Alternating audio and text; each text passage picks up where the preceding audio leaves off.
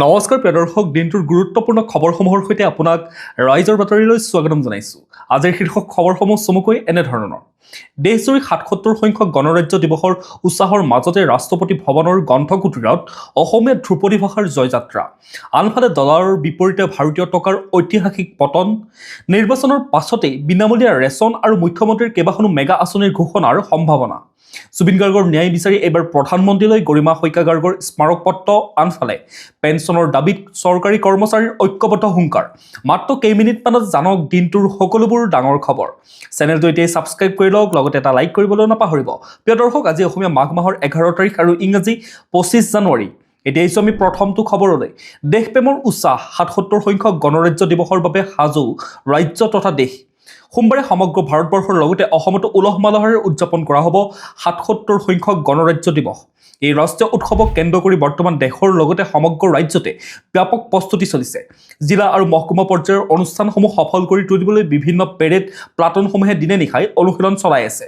ৰাজ্যিক পৰ্যায়ৰ কেন্দ্ৰীয় কাৰ্যসূচী গুৱাহাটীৰ খানাপাৰাস্থিত পশু চিকিৎসা মহাবিদ্যালয়ৰ খেলপথাৰত অনুষ্ঠিত হ'ব। এই বিশেষ অনুষ্ঠানত ৰাজ্যপাল লক্ষ্মণ প্ৰসাদ আচাৰ্যই মুখ্য অতিথি হিচাপে উপস্থিত থাকি ৰাষ্ট্ৰীয় পতাকা উত্তোলন কৰিব আৰু পেৰেডৰ অভিবাদন গ্ৰহণ কৰিব। প্ৰতিধানযোগ্য যে খানাপাৰাৰ এই কেন্দ্ৰীয় পেৰেডত মুঠ 24টা প্লাটুনে অংশগ্ৰহণ কৰিব। যোৱা কেইবাদিনো ধৰি আৰক্ষী, অৰ্ধসামৰিক বাহিনীৰ জোৱান আৰু বিভিন্ন শিক্ষানুষ্ঠানৰ ছাত্ৰ ছাত্ৰীসকলে ইয়াত তীব্ৰ অনুশীলন অব্যাহত ৰাখিছে।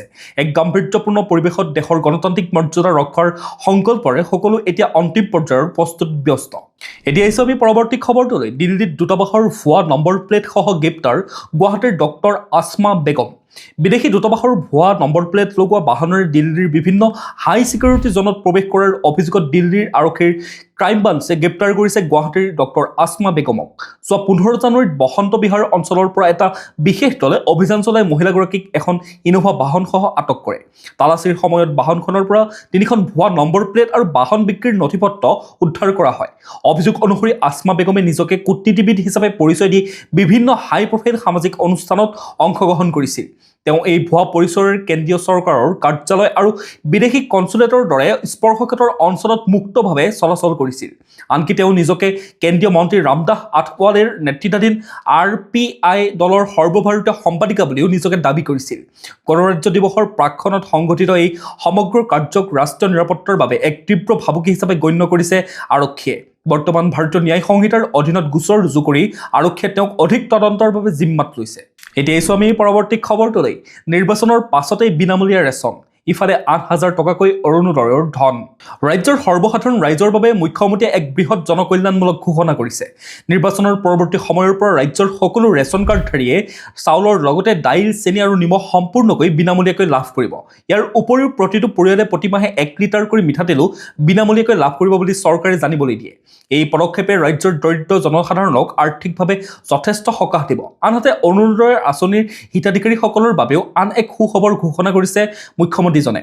অহা ফেব্ৰুৱাৰী মাহত প্ৰতিগৰাকী হিতাধিকাৰীৰ বেংক একাউণ্টত চৰকাৰে একেলগে 8,000 টকাকৈ প্ৰদান কৰিব। বিশেষ সাহায্য আৰু বকেয়া ধন হিচাপে এই বৃহৎ পৰিমাণৰ টকা প্ৰদানৰ সিদ্ধান্তই হিতাধিকাৰীৰ মহিলাসকলৰ মাজত এতিয়া ব্যাপক উৎসাহৰ সৃষ্টি কৰিছে। মূলতঃ খাদ্য সুৰক্ষা আৰু মহিলা সবলীকৰণৰ দিশত চৰকাৰৰ এই ঘোষণা এক গুৰুত্বপূৰ্ণ পদক্ষেপ হিচাপে বিবেচিত হৈছে। প্ৰিয় দৰ্শক, এনেকুৱা ধৰণৰ ভাল নিউজসমূহ আপোনালোকে পাই থাকিবৰ বাবে আমাৰ চেনেলটো এতিয়াই ছাবস্ক্ৰাইব কৰি লওক আৰু কমেণ্টত আপোনাৰ মতামত দিবলৈ নাপাহৰিব। এতিয়া আহিছোঁ আমি পৰৱৰ্তী খবৰটোলৈ। ৰাষ্ট্ৰপতি ভৱনত গ্ৰন্থকুটীৰ মুকলি, স্থান পালে অসমীয়া ধ্ৰুপদী ভাষাৰ পুথি আৰু পাণ্ডুলিপিয়ে। ৰাষ্ট্ৰপতি দ্ৰৌপদী মুৰ্মুৱে শুকুৰবাৰে ৰাষ্ট্ৰপতি ভৱনৰ ভাৰতৰ 11টা ধ্ৰুপদী ভাষাৰ সংৰক্ষণৰ বাবে এক বিশেষ পদক্ষেপ গ্ৰহণ কৰি গ্ৰন্থকুটীৰ অৰ্থাৎ শাস্ত্ৰ পুথিভঁৰাল মুকলি কৰে। ঔপনিৱেশিক পৰম্পৰা ত্যাগ কৰি দেশৰ চহকী সংস্কৃতি আৰু সাহিত্যিক ঐতিহ্যক প্ৰতিফলিত কৰাৰ লক্ষ্যৰে এই স্থান নিৰ্মাণ কৰা হৈছে। এই সংগ্ৰহালয়ত অসমীয়াকে ধৰি তামিল, সংস্কৃত, কানাড়া, তেলেগু, মালায়ালম, উড়িয়া, মাৰাঠী, পালি, প্ৰাকৃত আৰু বাংলা ভাষাৰ প্ৰায় 2,300খন গ্ৰন্থ আৰু পাণ্ডুলিপি স্থান দিয়া হৈছে। এই গ্ৰন্থকুটীৰত ভাৰতৰ সংবিধানৰ লগতে মহাকাব্য, দৰ্শন, ইতিহাস, বিজ্ঞান, ভক্তিমূলক সাহিত্যৰ বিৰল পাণ্ডুলিপি সংৰক্ষিত কৰা হৈছে। ইয়াৰ প্ৰায় 50খন পাণ্ডুলিপি কলপাত, কাগজ আৰু গছৰ বাকলি আৰু কাপোৰৰ দৰে পৰম্পৰাগত সামগ্ৰীত হাতেৰে লিখা। উল্লেখযোগ্য যে কেন্দ্ৰীয় চৰকাৰে 2024 চনত অসমীয়াসহ 5টা ভাষাক ধ্ৰুপদী ভাষাৰ মৰ্যাদা প্ৰদান কৰাৰ পাছতে দেশত মুঠ এতিয়া ধ্ৰুপদী ভাষাৰ সংখ্যা হৈছে 11টা। এতিয়া আহিছোঁ আমি পৰৱৰ্তী খবৰটোলৈ। বদৰপুৰত 10,000 টকাৰ ডিটনেটৰসহ এজনক গ্ৰেপ্তাৰ। আগন্তুক 77 সংখ্যক গণৰাজ্য দিৱসৰ প্ৰাকক্ষণত শ্ৰীভূমি জিলাৰ বদৰপুৰ ৰেল ষ্টেচনত আৰক্ষীয়ে এক বৃহৎ সাফল্য অৰ্জন কৰিছে। শনিবাৰে নিয়মীয়া তালাচীৰ সময়ত ৰেল আৰক্ষীয়ে 10,000 ডিটনেটৰ জব্দ কৰাৰ লগতে অখিল আলী নামৰ এজন যুৱকক গ্ৰেপ্তাৰ কৰিবলৈ সক্ষম হয়। নিলমবজাৰৰ বাসিন্দা অখিলৰ ওচৰৰ পৰা 5টা পেকেটত মুঠ 20টা বাণ্ডলত এই অবৈদ্যুতিক ডিটনেটৰসমূহ উদ্ধাৰ কৰা হয়। ষ্টেচনৰ 1 নম্বৰ প্লেটফৰ্মত সন্দেহজনকভাৱে ঘূৰি ফুৰা অৱস্থাত আৰক্ষীয়ে তেওঁক আটক কৰে। ঘটনাৰ খবৰ পোৱাৰ লগে লগে শ্ৰীভূমি আৰক্ষীৰ অধীক্ষক ৰীনা দলেসহ শীৰ্ষ বিষয়াসকলে বদৰপুৰত উপস্থিত হৈ তদন্ত প্ৰক্ৰিয়া আৰম্ভ কৰে। গণৰাজ্য দিৱসৰ মাত্ৰ দুদিন পূৰ্বে উদ্ধাৰ হোৱা এই বৃহৎ পৰিমাণৰ বিস্ফোৰক দ্ৰব্যই নিৰাপত্তা ব্যৱস্থাৰ প্ৰতি তীব্ৰ ভাবুকিৰ সৃষ্টি কৰিছে। আৰক্ষীয়ে বৰ্তমান ধৃত যুৱকজনক সোধা পোছা অব্যাহত ৰখাৰ লগতে এই বিস্ফোৰকসমূহৰ উৎস আৰু ইয়াৰ জৰিয়তে কোনো কুটাঘাতমূলক পৰিকল্পনা আছিল নেকি সেই বিষয়ে নিশ্চিত কৰিবলৈ চূড়ান্তভাৱে তদন্ত প্ৰক্ৰিয়া আৰম্ভ কৰিছে। এতিয়া আহিছোঁ আমি পৰৱৰ্তী খবৰটোলৈ।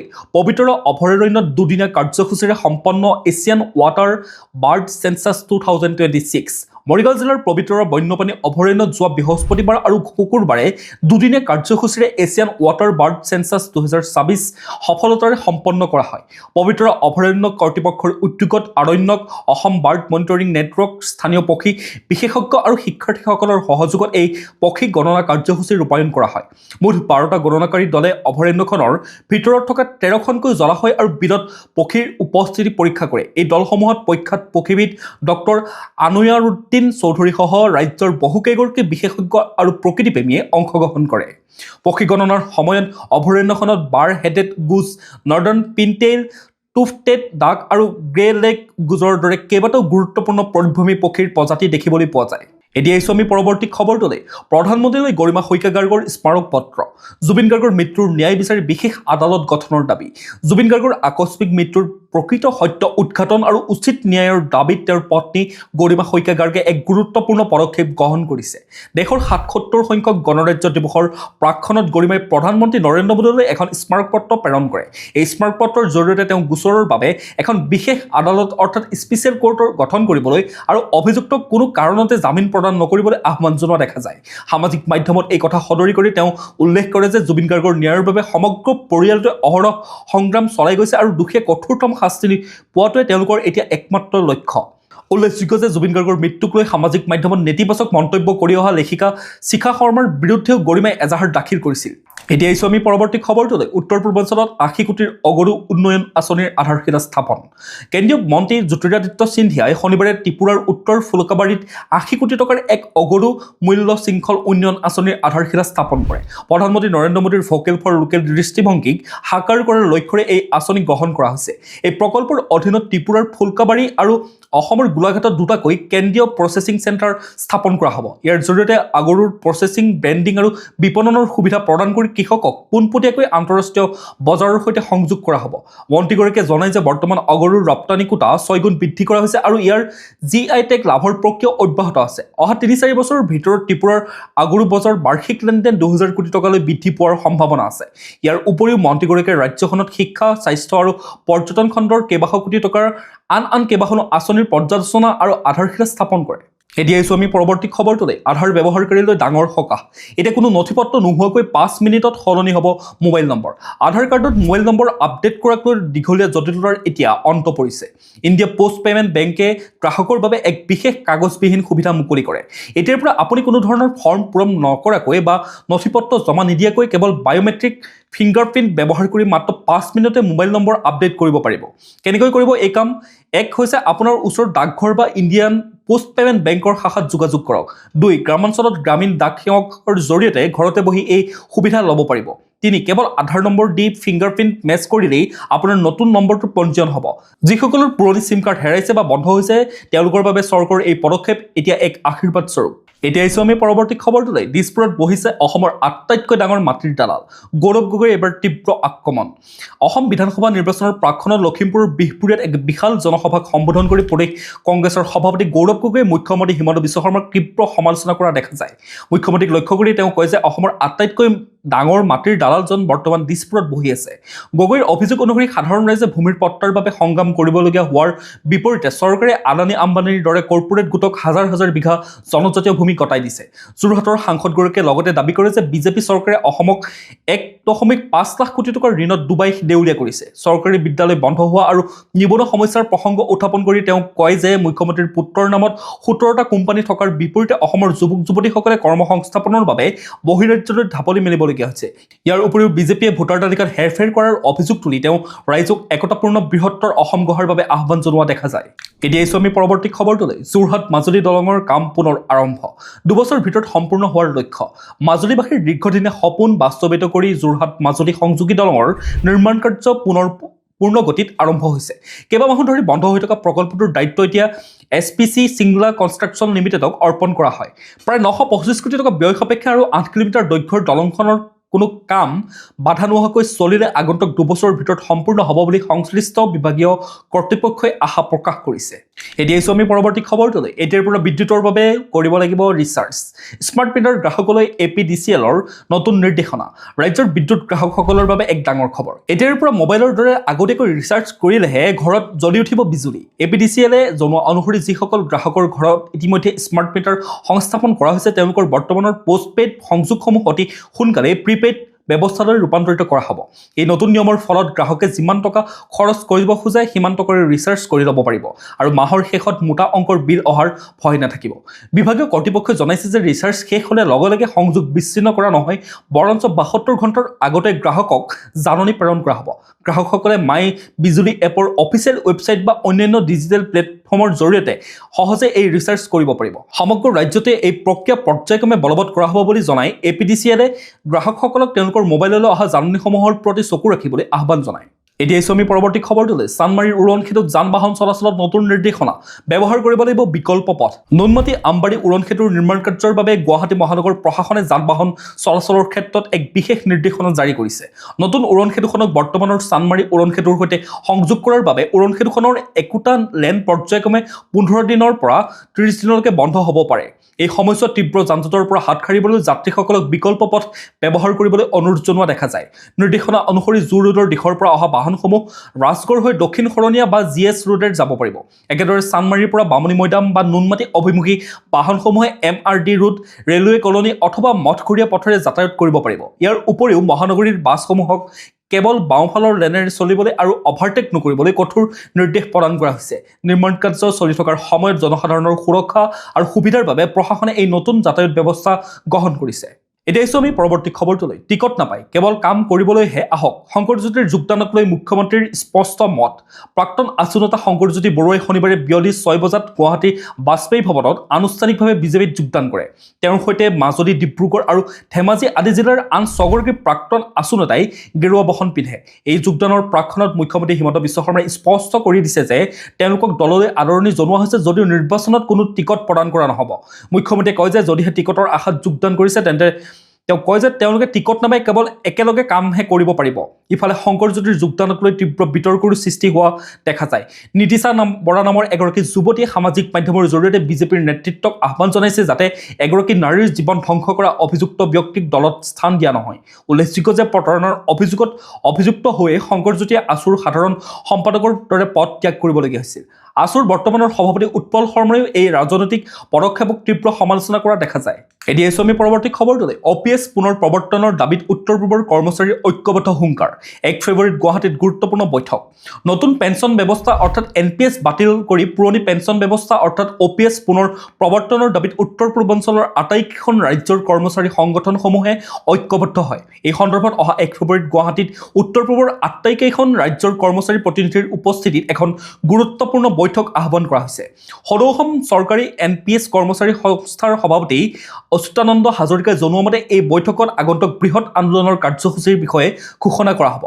শেহতীয়াকৈ অৰুণাচল প্ৰদেশৰ পাছিঘাটত অনুষ্ঠিত এক অনুষ্ঠানত অংশগ্ৰহণ কৰি সভাপতি হাজৰিকাই উদ্বেগ প্ৰকাশ কৰি কয় যে অসমত ইতিমধ্যে 20,000ৰো অধিক কৰ্মচাৰীয়ে NPSৰ অধীনত অৱসৰ গ্ৰহণ কৰি অতি ন্যূনতম ধনেৰে দুৰ্বিষহ জীৱন নিৰ্বাহ কৰিছে। তেওঁ স্পষ্টকৈ কয় যে অৱসৰৰ পাছত এজন কৰ্মচাৰীক আৰ্থিক স্থিৰতা আৰু মৰ্যাদা দিব লাগে, যাৰ বাবে পুৰণি পেঞ্চন ব্যৱস্থা কোনো বিকল্প নাই। এই বৈঠকত গ্ৰহণ কৰিবলগীয়া সিদ্ধান্তই উত্তৰ পূবৰ কৰ্মচাৰী আন্দোলনক এক নতুন গতি প্ৰদান কৰিব বুলি আশা কৰা হৈছে। এতিয়া আহিছোঁ আমি পৰৱৰ্তী খবৰটোলৈ। কামাখ্যা ৰেলৱে ষ্টেচনৰ পৰা কামাখ্যা মন্দিৰলৈ হ'ব ৰোপৱে। সামাজিক মাধ্যমযোগে সদৰি কৰিলে পথ পৰিবহণ মন্ত্ৰী নীতিন গাডকাৰীয়ে। মহানগৰীৰ কামাখ্যা ৰেলৱে ষ্টেচনৰ পৰা নীলাচল পাহাৰত থকা শক্তিপীঠ মা কামাখ্যা মন্দিৰলৈ হ'ব ৰোপৱে। এই কথা সামাজিক মাধ্যমযোগে সদৰি কৰে কেন্দ্ৰীয় পথ পৰিবহণ মন্ত্ৰী নীতিন গাডকাৰীয়ে। উল্লেখযোগ্য যে কামাখ্যা ৰেলৱে ষ্টেচনৰ পৰা কামাখ্যা মন্দিৰলৈ দূৰত্ব হৈছে 1.43 কিলোমিটাৰ। ৰোপৱে নিৰ্মাণ পথ পৰিবহণ মন্ত্ৰালয়ে ব্যয় কৰিব 213.24 কোটি টকা। ৰোপৱে হৈ উঠিলে 20 মিনিটৰ পথ মাত্ৰ 6 মিনিটতে আপুনি পাৰ হ'ব পাৰিব। এতিয়া জানি লওঁ আহক আজিৰ দিনটোৰ বতৰৰ বতৰা। ভাৰতীয় বতৰ বিজ্ঞান কেন্দ্ৰৰ তথ্য অনুসৰি 25 জানুৱাৰী 2026 দেওবাৰৰ দিনটোত অসমৰ আকাশ মূলতঃ পৰিষ্কাৰ আৰু বতৰ শুকান থাকিব। পুৱাৰ ভাগত ৰাজ্যৰ ঠায়ে ঠায়ে মজলীয়াৰ পৰা ঘন কুঁৱলী পৰাৰ সম্ভাৱনা আছে, যাৰ ফলত দৃশ্যমানতা হ্ৰাস পাব পাৰে। অৱশ্যে বেলা বহাৰ লগে লগে কুঁৱলী আঁতৰি আকাশ ফৰকাল হ'ব আৰু উজ্জ্বল ৰ'দ দেখিবলৈ পোৱা যাব। দিনটোৰ সম্ভাৱ্য সৰ্বোচ্চ তাপমাত্ৰা 26 ডিগ্ৰী চেলছিয়াছ হ'ব পাৰে আৰু ৰাতিৰ সৰ্বনিম্ন তাপমাত্ৰা 12 ডিগ্ৰী চেলছিয়াছ হোৱাৰ সম্ভাৱনা আছে। সূৰ্যোদয় হ'ব পুৱা 6:11 আৰু সূৰ্যাস্ত হ'ব আবেলি 5:02। এতিয়া আহিছোঁ আমি ৰাষ্ট্ৰীয় গুৰুত্বপূৰ্ণ খবৰসমূহৰ মাজলৈ। গণৰাজ্য দিৱসত বায়ুসেনাৰ বিশেষ চমক। দিল্লীৰ আকাশত দেখিবলৈ পোৱা যাব অপাৰেশ্যন সিন্দুৰৰ ৰণসজ্জা। আগন্তুক গণৰাজ্য দিৱসৰ পেৰেডত এইবাৰ ভাৰতীয় বায়ুসেনাই এক বিশেষ উদ্যোগ গ্ৰহণ কৰিছে। যোৱা মে' মাহত পাকিস্তানৰ বিৰুদ্ধে চলোৱা অপাৰেশ্যন সিন্দুৰত অংশগ্ৰহণ কৰা 7খনকৈ যুদ্ধ বিমানে দিল্লীৰ আকাশত নিজৰ ৰণসজ্জা প্ৰদৰ্শন কৰিব। এই প্ৰদৰ্শনত 2খন ৰাফেল, 2খন MiG-29, 2খন Sukhoi Su-30 আৰু এখন জাগুৱাৰ যুদ্ধ বিমান অন্তৰ্ভুক্ত থাকিব। অপাৰেশ্যন সিন্দুৰৰ সময়ত বিমানসমূহে যিদৰে শত্ৰুৰ বিৰুদ্ধে ৰণকৌশল ৰচনা কৰিছিল, ঠিক একেদৰে গণৰাজ্য দিৱসৰ পেৰেডতো বায়ুসেনাই ইয়াৰ প্ৰতিচ্ছবি দাঙি ধৰিব। উল্লেখযোগ্য যে 2025 চনৰ এপ্ৰিল মাহত জম্মু কাশ্মীৰৰ পেহেলগামত সংঘটিত উগ্ৰপন্থী আক্ৰমণৰ প্ৰত্যুত্তৰত ভাৰতীয় সেনাই অপাৰেশ্যন সিন্দুৰ চলাই পাকিস্তানৰ কেইবাটাও সন্ত্ৰাসবাদী ঘাটি ধ্বংস কৰিছিল। সেই ঐতিহাসিক বিজয়ৰ স্মৃতি সজীৱ কৰি ৰাখিবলৈ আৰু ভাৰতীয় বায়ুসেনাৰ শক্তি প্ৰদৰ্শন কৰিবলৈ এই বিশেষ ৰণসজ্জা প্ৰস্তুত কৰা হয়। এই আকাশী কৌশলত বিমানসমূহক 4টা ভিন্ন শাৰীত সজাই তোলা হ'ব, যাৰ জৰিয়তে দেশৰ সামৰিক পাৰদৰ্শিতা বিশ্ববাসীৰ সন্মুখত প্ৰতিফলিত হ'ব। এতিয়া আহিছোঁ আমি পৰৱৰ্তী খবৰটোলৈ। 50 বছৰ ধৰি টোপনি নোযোৱা এজন ব্যক্তি, মোহনলাল দ্বিবেদীৰ অবিশ্বাস্য কাহিনী। সুস্বাস্থ্যৰ বাবে চিকিৎসকসকলে দৈনিক 6ৰ পৰা 7 ঘণ্টা টোপনিৰ প্ৰয়োজন বুলি ক'লেও মধ্যপ্ৰদেশৰ ৰেৱা জিলাৰ 75 বছৰীয়া মোহনলাল দ্বিবেদীয়ে ইয়াক ভুল প্ৰমাণিত কৰে। চাণক্যপুৰী কলনীৰ নিবাসী এগৰাকী প্ৰাক্তন চৰকাৰী বিষয়া বিগত 50 বছৰ ধৰি এটা পলকৰ বাবেও টোপনি মৰা নাই। আচৰিত কথাটো হ'ল যে ইমান দীৰ্ঘদিন ধৰি টোপনি নোযোৱাকৈ থকাৰ পাছতো তেওঁ কোনো ধৰণৰ ক্লান্তি বা গুৰুতৰ স্বাস্থ্যজনিত সমস্যাৰ সন্মুখীন হোৱা নাই। মোহনলালৰ এই অস্বাভাৱিক জীৱনক লৈ এতিয়া চিকিৎসা বিজ্ঞানৰ ক্ষেত্ৰতো গৱেষণা আৰম্ভ হৈছে। সাধাৰণতে টোপনিৰ অভাৱ মানুহৰ শৰীৰত দুৰ্বল আৰু মানসিক অৱসাদৰ সৃষ্টি কৰে, কিন্তু তেওঁ সম্পূৰ্ণ সক্ৰিয়ভাৱে ঘূৰা পকা কৰিছে। চিকিৎসক আৰু গৱেষকসকলৰ বাবে তেওঁৰ শৰীৰৰ এই বিশেষ ক্ষমতা এতিয়া এক ৰহস্যৰ বিষয় হৈ পৰিছে। এই অবিশ্বাস্য ঘটনাই প্ৰমাণ কৰিছে যে মানৱ শৰীৰৰ কিছুমান দিশ এতিয়াও বিজ্ঞানৰ বাবে এক ডাঙৰ প্ৰত্যাহ্বান। এতিয়া আহিছোঁ আমি পৰৱৰ্তী খবৰটোলৈ। ডলাৰৰ বিপৰীতে ভাৰতীয় টকাৰ ঐতিহাসিক পতন। 92 টকা স্পৰ্শ কৰিলে বিনিময় মূল্যই। দেশৰ অৰ্থনীতিত তীব্ৰ উদ্বেগ সৃষ্টি কৰি মাৰ্কিন ডলাৰৰ বিপৰীতে ভাৰতীয় টকাৰ মূল্যই পুনৰ এক অভিলেখ পতনৰ সন্মুখীন হয়। আজি মুদ্ৰা বিনিময় বজাৰত এক ডলাৰৰ মূল্য 92 টকা পৰ্যন্ত হ্ৰাস পায়। দিনটোৰ শেষৰ ফালে অৱশ্যে এই স্থিতি সামান্য উন্নত হৈ 91.88 টকা হৈ গৈ। চলিত মাহৰ মাত্ৰ 23টা দিনতে ভাৰতীয় মুদ্ৰাৰ মূল্য 2%তকৈ অধিক হ্ৰাস পোৱা কাৰ্যই অৰ্থনীতিবিদসকলক চিন্তিত কৰি তোলে। ইয়াৰ প্ৰভাৱত সামগ্ৰীৰ মূল্যবৃদ্ধি আকাশলংঘী হোৱাৰো সম্ভাৱনা আছে। এতিয়া আহিছোঁ আমি খেল জগতৰ খবৰসমূহৰ মাজলৈ। অষ্ট্ৰেলিয়াৰ বিৰুদ্ধে ভাৰতীয় দলত পুনৰ অন্তৰ্ভুক্ত অসম কন্যা উমা চেত্ৰী। WPL সমাপ্ত হোৱাৰ পিছতে ভাৰতৰ মহিলা ক্ৰিকেট দলে অষ্ট্ৰেলিয়া ভ্ৰমণ কৰিব, য'ত দলটোৱে 3খন T20, 3খন এদিনীয়া আৰু এখন টেষ্ট খেলিব বুলি জানিব দিছে। ইতিমধ্যে T20 আৰু এদিনীয়া দল ঘোষণা কৰিছে, যদিও এইবাৰ BCCIয়ে টেষ্টৰ দলো ঘোষণা কৰে।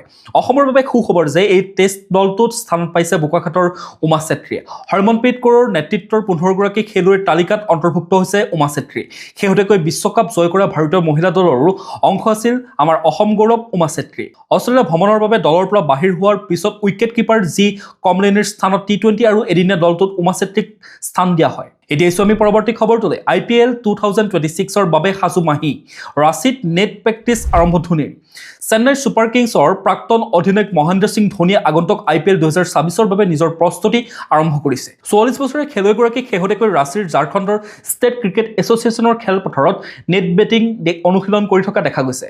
JSCA সামাজিক মাধ্যমত এটা ভিডিঅ' শ্বেয়াৰ কৰি ধোনীক নিজৰ গৌৰৱ বুলি অভিহিত কৰে। লগতে তেওঁ প্ৰত্যাৱৰ্তনক আদৰণি জনায়। প্ৰিয় দৰ্শক, আপোনাৰ প্ৰিয় IPL দল কোনটো জনাবচোন কমেণ্ট ছেকশ্যনত। এতিয়া আমি আন্তঃৰাষ্ট্ৰীয় গুৰুত্বপূৰ্ণ খবৰসমূহৰ মাজলৈ আমেৰিকাক ইৰাণৰ কঠোৰ সকিয়নি, যিকোনো আক্ৰমণক গণ্য কৰা হ'ব পূৰ্ণাংগ যুদ্ধ হিচাপে।